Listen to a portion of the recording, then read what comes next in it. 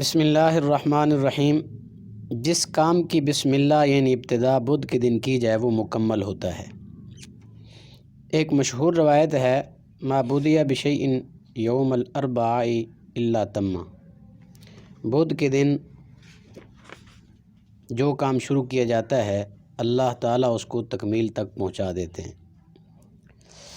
المصنوع فی معرفت الحدیث الموضوعی، ملا علی قاری فرماتے ہیں کہ امام صاحب فرماتے ہیں لم اقف لہو علی اصل، یعنی اس حدیث کے اصل کا معلوم نہیں، لیکن ملا علی قاری رحمۃ اللہ علیہ اپنی دوسری تصنیف الموضوعات الکبریٰ میں فرماتے ہیں کہ ہمارے ائمہ میں سے صاحب ہدایہ اس حدیث پر اعتماد کرتے ہیں۔ ملا علی قاری رحمۃ اللہ علیہ فرماتے ہیں وقد اعتمد من ائمتنا صاحب الہدایۃ علی ھذا الحدیث، اگرچہ اس کا ثبوت نہ ملے لیکن ہمارے ائمہ میں سے صاحب ہدایہ نے اس حدیث پر اعتماد کیا ہے۔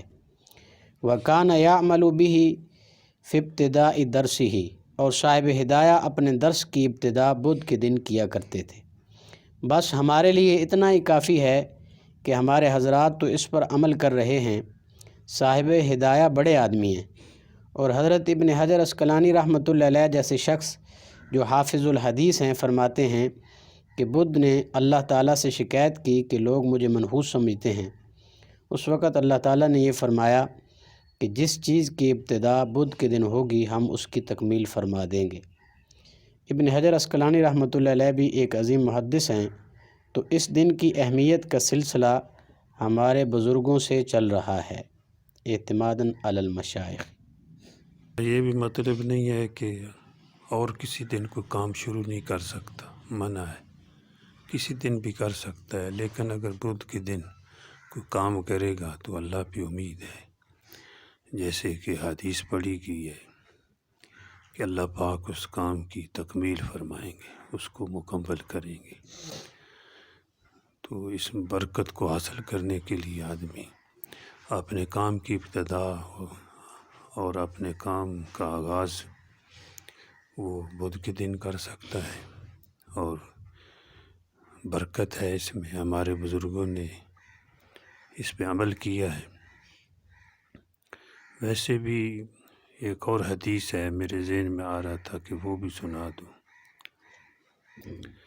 حضور پاک صلی اللہ علیہ وسلم کا ارشاد مبارک ہے کہ ہفتہ کے دن اللہ جل جلالہ نے زمین کو پیدا فرمایا، اور اتوار کو اللہ پاک نے پہاڑوں کو پیدا فرمایا، اور پیر کو یعنی سوموار کو اللہ جل جلالہ نے درختوں کو پیدا فرمایا، اور منگل کو اللہ پاک نے ظلمت کو پیدا فرمایا، اور بدھ کو اللہ پاک نے نور کو پیدا فرمایا، اور جمعرات کو اللہ جل جلالہ نے جانوروں کو پیدا فرمایا۔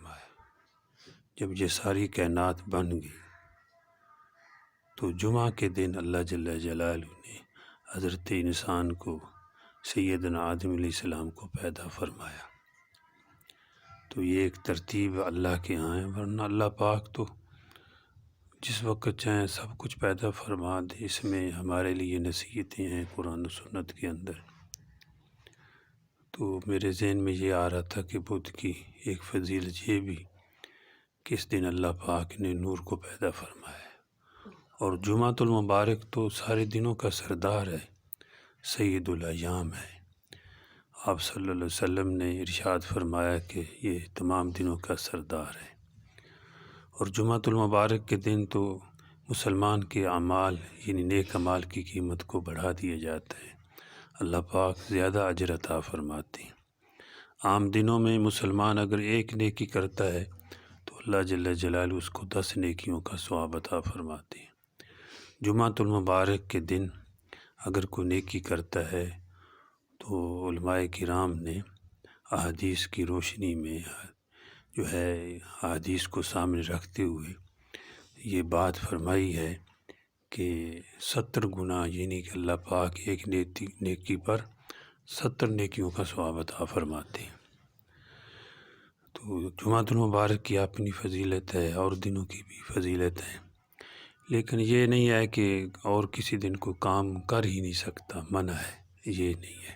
ہاں، برکت حاصل کرنے کے لیے جیسے کچھ اوقات بابرکت ہوتے ہیں اور کچھ لمحات بابرکت ہوتے ہیں، اور کچھ جو ہے مہینے جو ہے جیسے رمضان مبارک کا مہینہ برکت والا مہینہ ہے، تو اس طرح جو ہے برکت حاصل کی جا سکتی ہے۔ جیسے رات کا حصہ، پچھلا حصہ، اس وقت اللہ جل جلالہ دعاؤں کو قبول فرماتے ہیں، تو اس طرح کی برکتیں حاصل کرنا ان اوقات کو دیکھ کر کے قبولیت کے یہ وقت ہے۔ جیسے جمعۃ المبارک کے دن ایک گھڑی ہوتی ہے جس میں آدمی جو بھی دعا کرے اللہ پاک قبول فرماتے ہیں۔ تو آج جو ہے ایک کلام بھی ہے حضرت کا، تو میرے دل میں آیا کہ یہ بھی سنا دیا جائے سامعین کو۔ نور کر دیا رب مجھ کو تقویٰ کے معالم سے، منور کر دے، منور کر دے یا رب مجھ کو تقویٰ کے معالم سے، تیرے در تک جو پہنچا دے، ملا دے سے عالم سے، تیرے در تک جو پہنچا دے، ملا دے ایسے عالم سے۔ جو دل سے غیر مخلص ہو، وفاداری سے عاری ہو،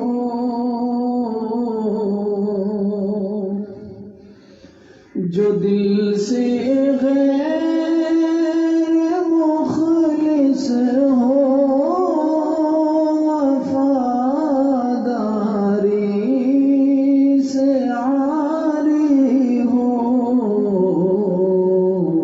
بہت محتاط رہنا چاہیے پھر ایسے خادم سے، بہت محتاط رہنا چاہیے پھر ایسے خادم سے۔ نہ اہل دل کی صحبت ہو، نہ درد دل کی نعمت ہو،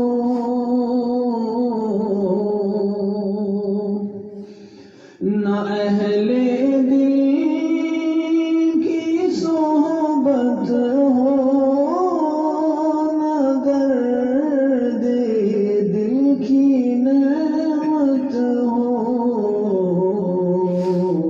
تو پڑھ لکھ کر بھی وہ محروم ہوگا قلب سالم سے، تو پڑھ لکھ کر بھی وہ محروم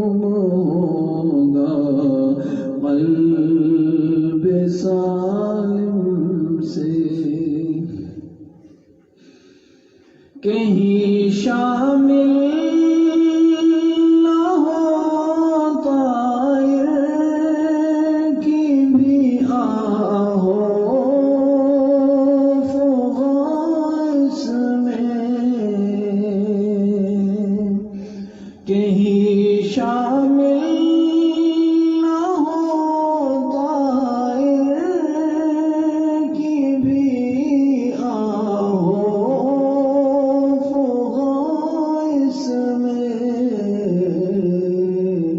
دھواں اٹھا نشیمن سے یہ کہہ صیاد ظالم سے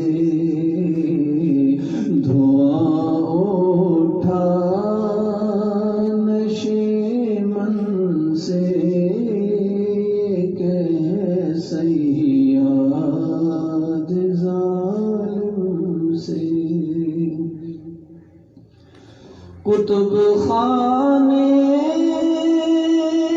تو ہے اختر بہت آفاق عالم میں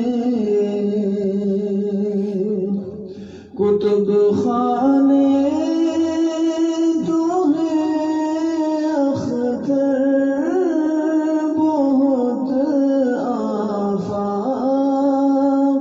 عالم میں جو ہو اللہ کا عالم ملو تم ایسے عالم سے جو ہو اللہ کا عالم ملو تم ایسے عالم سے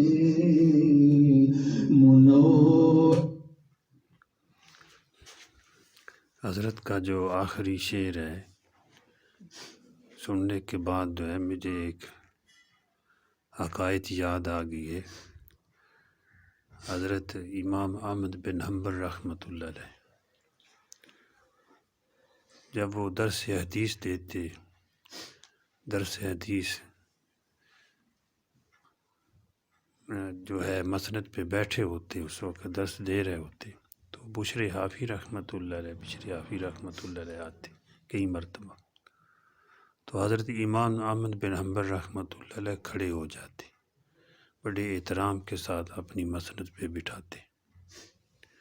تو شاگردوں نے پوچھا کہ حضرت یہ ویسے ہی ایک صالح نیک آدمی ہیں، عالم نہیں ہیں، ایک صوفی ہیں، آپ ان کی اتنی عزت کرتے ہیں؟ تو فرمایا بھائی میں کتب کا عالم ہوں، یہ اللہ کا عالم ہے، یہ اللہ کو جاننے والے۔ تو حضرت کا یہی مطلب ہے کہ جو علماء اللہ والے ہیں ان کے ساتھ اپنا تعلق جوڑ لو، تو پھر کتب خانوں سے بھی فائدہ اٹھایا جائے گا، پھر کتابوں کا بھی نور ملے گا۔ جو اللہ کے نیک بندوں کے پاس بیٹھ کر نیک صحبت میں بیٹھتے ہیں، جب وہ کتابیں کھولتے ہیں تو پھر ایک اللہ پاک نیا نور عطا فرماتے ہیں، اور انہی کتب میں اور بھی ان کو اللہ پاک علم سے نوازتے ہیں۔ اللہ پاک عمل کی توفیق عطا فرمائے۔ الحمدللہ رب العالمین والصلاة والسلام علی سید المرسلین۔ اللہم انت السلام و منک السلام تبارکت یا ذا الجلال والاکرام۔ ربنا اتمم لنا نورنا واغفر لنا انک علی کل شیء قدیر۔ مولا کریم ہم سب کو، ہمارے تمام متعلقین کو، معاونین کو، محبین کو، خادمین کو، سامعین کو، دوست و احباب کو، جاننے پہچاننے والوں کو، ہمارے آل و یال کو، سب کو اپنی نسبت عطا فرما، اور جن جن کو نسبت حاصل ہے اے اللہ ان کی قوی فرما دے، اور جن کی قوی ہے ان کی اقوا فرما دے۔ مولا کریم جن بھائیوں نے ہمیں دعاؤں کے لیے کہا ہے، یا جن سے ہم نے دعا کرنے کا وعدہ کیا ہے، یا جو لوگ ہم سے دعاؤں کی توقع رکھتے ہیں، ان سب کی جائز حاجات نیک حاجات کو پورا فرما، سب کی پریشانیوں کو دور فرما۔ مولا کریم سب پر رحم فرما، سب کی آل و عیال پر رحم فرما۔ ابھی ایک بھائی نے دعا کے لیے کہا ہے، ان کا بچہ بیمار ہے، ان کے لیے بھی دعا کرنا، اور جہاں تک بھی یہ ہماری آواز جائے وہ ان سے بھی درخواست ہے کہ وہ بھی اس پہ آمین کہہ دیں۔ ان کا بچہ بیمار ہے، اللہ ان کو شفائے کاملہ عطا فرمائے۔ اور یہاں بھی جتنے لوگ بیٹھے ہوئے ہیں ان میں، اور ہمارے دوست و احباب میں، جاننے پہچاننے والوں میں، جہاں کہیں بھی کوئی روحانی جسمانی بیمار ہے، اے اللہ سب کو شفائے کاملہ عطا فرما۔